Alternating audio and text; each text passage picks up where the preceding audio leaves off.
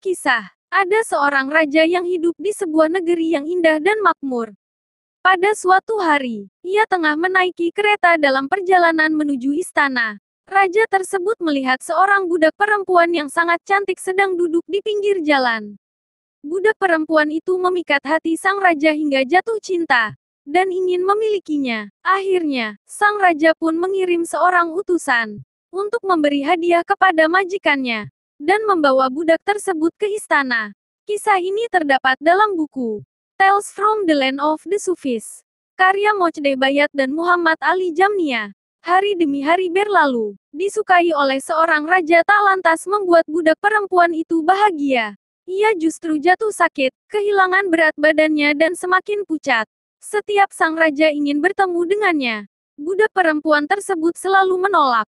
Akhirnya, sang raja mengirim para tabib terbaik istana di seluruh negeri, sambil memberi hadiah dan imbalan berharga bagi siapa saja yang bisa menyembuhkan budak perempuan tersebut. Tetapi hasilnya adalah tidak ada satupun tabib yang berhasil mendiagnosis penyakitnya, apalagi mengobati dan memberi obat kepadanya. Sang raja yang sudah jatuh hati pada budak perempuan itu pun hancur hatinya dan khawatir. Hingga ia pergi ke kuil untuk mendoakan orang yang dicintainya tersebut.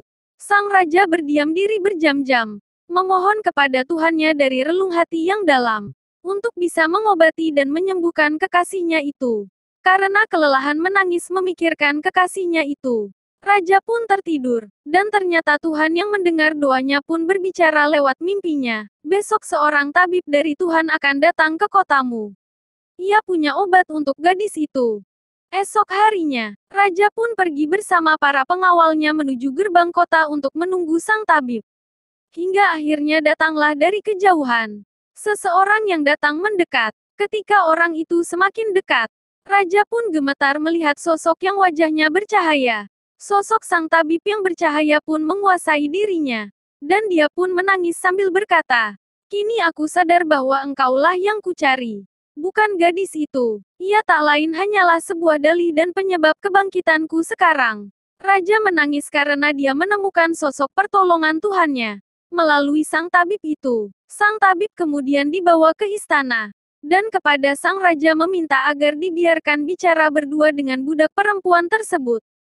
Tabib pun berbicara lemah lembut kepada budak perempuan itu, meyakinkannya bahwa semua rahasia tentangnya akan dijaga. Kemudian sang tabib bertanya tentang masa lalu budak perempuan tersebut, asal-usulnya dan apa yang ia kerjakan sebelum raja membawa dirinya ke istana. Namun tidak ada perubahan berarti di nadinya. Penyakitnya masih belum bisa dideteksi. Sang tabib kemudian bertanya tempat-tempat yang pernah dikunjunginya. Hasilnya mengejutkan. Ketika bertanya tentang Samarkan, ternyata denyut nadi budak perempuan itu bertambah cepat. Walhasil, tabib pun bertanya tentang kota itu dan orang-orang yang pernah ditemuinya di sana. Akhirnya, dengan denyut nadi yang semakin kencang, budak perempuan tersebut menyebut nama seorang pandai besi. Di tempat dia bekerja selama beberapa tahun, sang tabib akhirnya menemukan penyakitnya.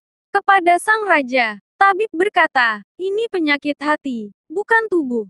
Dan untuk mengobati gadis ini, engkau harus mengikuti perintah-perintahku." Penyakit tersebut rupanya bernama cinta. Raja pun mengiyakan permintaan tabib dengan sepenuh hati. Raja kemudian mencari orang pandai besi itu, dengan menawari sejumlah uang dan tanah di negeri sang raja. Tergiur durian runtuh, orang pandai besi itu pun langsung meninggalkan keluarga, rumah dan pekerjaannya untuk pindah ke kota yang baru. Dengan restu sang raja, pandai besi yang gagah itu kemudian dinikahkan dengan budak perempuan tersebut. Mereka kemudian tinggal bersama di istana raja.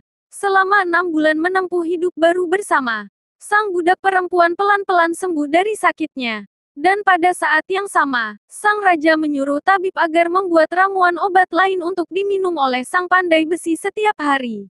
Obat itu supaya orang pandai besi tersebut pucat dan lemah hingga menjadi buruk rupa, dan membuat sang istri tidak mencintainya lagi.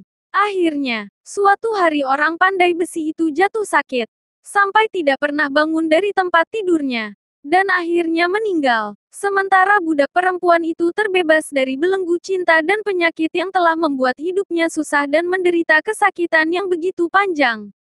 Cinta apapun yang tumbuh karena kecantikan fisik lahiriah, bukanlah cinta sejati. Karena hal tersebut tak lain kehinaan saja.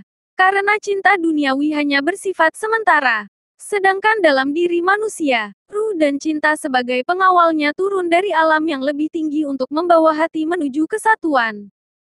Cinta adalah penyakit dan obatnya adalah menikah. Karena cinta bukan penyakit tubuh, sehingga seorang dokter tidak akan bisa mendiagnosis hal tersebut. Namun para kekasih Allah bisa melihat hal yang tak kasat mata manusia. Cinta kepada seseorang juga bisa menjadikan manusia semakin dekat dengan penciptanya. Karena puncak dari cinta dan harapan yang terbaik adalah mendekat kepada Yang Maha Kuasa. Sedangkan manusia hanyalah sebagai perantara.